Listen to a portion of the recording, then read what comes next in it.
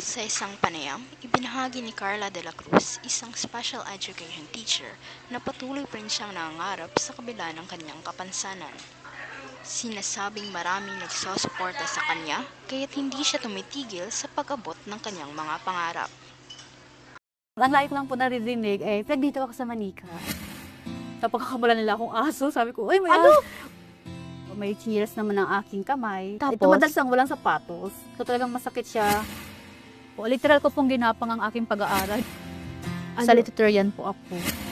Hindi ba mahirap maging SPED teacher? Pag nasa puso mo po, madali lang. Bakit ganun yung compassion mo and empathy mo for children with special needs? Kasi I belong I belong to them. Dagdag pa niya na itinuturing niya ang kanyang sarili bilang blessings in disguise.